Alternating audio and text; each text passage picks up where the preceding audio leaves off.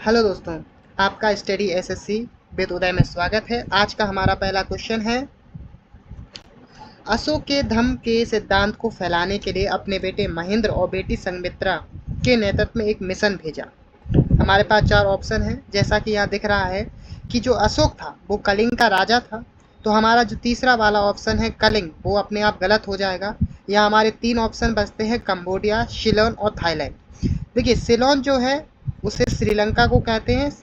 अशोक के वक्त में जो श्रीलंका था उसे सिलोन के नाम से हम जानते थे। तो हम अशोक के इतिहास के बारे में जानते हैं थोड़ा। अशोक, हम सभी जानते हैं, मौर्य राजवंश का एक मशहूर शक्तिशाली राजा था। इसके बचपन का नाम भी यहाँ लिखा हुआ है, देव नाम प्रिय था, यानी देव नाम का अर्थ होता है देवताओं का प्रिय। तो ये बौद्ध धर्म को मानने वाले बड़े शासक थे। इनकी जो कहानी है वो आप सबको पता ही होगा। कलिंग के युद्ध के बाद इन्होंने बौद्ध धर्म को अपना लिया था।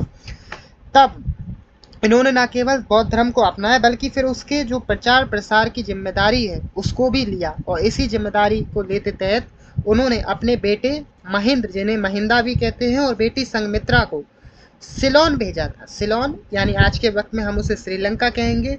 तो श्रीलंका भेजा था किसके लिए? अपने जो बौद्ध धर्म की जो शिक्षा है उसके प्रचार के लिए। तो हमारा ऑप्शन बी सिलोन बिल्कुल सही होगा इस क्वेश्चन के लिए।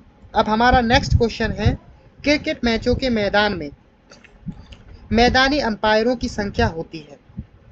तो यहाँ पे हमारे ऑप्शन है 1, 3, 2, 4।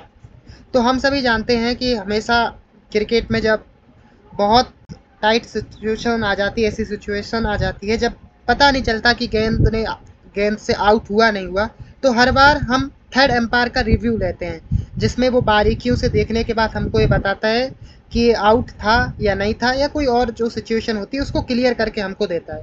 तो वो कौन सा एम्पायर देता है? Third umpire. और थर्ड एम्पायर जो होता है वो फील्ड पर नहीं होता, मैदान में नहीं होता है। यानी जब तीसरा एम्पायर मैदान में नहीं है तो जो मैदान पे बचे हुए एम्पायरों की संख्या हो जाएगी 2। तो इससे ही हमें पता चल जाता है कि 2 जो है मैदान पे रहने वाले एम्पायरों की क्रिकेट में संख्या होती है। अब हमारा नेक्स्ट क्वेश्चन है, भारत में पहला समाचार पत्र प्रकाशित करने के पीछे किसका हाथ था? देखिए, जो हमारा जो देश में जो पहला समाचार पत्र प्रकाशित हुआ था वो 1780 में हुआ था, यानी बहुत वक्त पहले।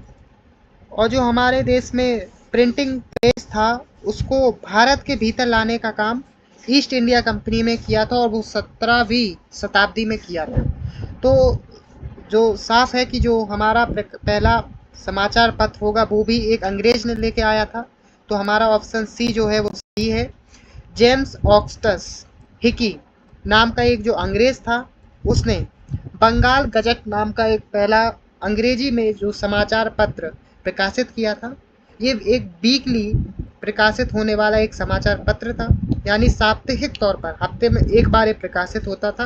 और इसमें साफ तौर पर अंग्रेजों के जो शासन भारत में होता था उसके भीतर के भ्रष्टाचारों को ये ज़्यादा बताता, जिसके कारण अंग्रेजी सरकार ने हिकी के ऊपर भी केस दर्ज कर लिया था। तो हमारा इसके बाद लगातार भारत में फिर अन्य भाषाओं में भी न्यूज़पेपर छपने शुरू हो गए। हमारा आज का लास्ट क्वेश्चन है, परमवीर चक्र, अशोक चक्र, वीर चक्र किस दिन के उत्सव के दौरान प्रदान किए जाते हैं? पहला ऑप्शन स्वतंत्रता दिवस, गांधी जयंती, भारतीय वायुसेना दिवस और गणतंत्र दिवस। तो इसका हमारा सही ऑप्शन चौथा वाला है। देश के 26 जनवरी यानी गणतंत्र दिवस के दिन पर उत्सव पर परमवीर चक्र, अशोक चक्र और वीर चक्र दिया जाता है। भारत में सेना में सर्वोच्च बलिदान देने वाले जो लोग होते हैं उन क्षेत्र में दिए जाने वाले पुरस्कारों में परमवीर चक्र फर्स्ट श्रेणी का होता है, उसके बाद अशोक चक्र और फिर उसके बाद वीर चक्र की वीरता होती है। यह क्रम उसी प्रकार है जिस क्रम तरीके से भारत रत्न, पद्म विभूषण, पद्म भूषण और पद्मश्री दिए जाते हैं, उनकी वरीयता होती है। तो आज हमने 4 क्वेश्चन किए। आज के लिए इतना ही। Thank you. अगली वीडियो में फिर मिलेंगे।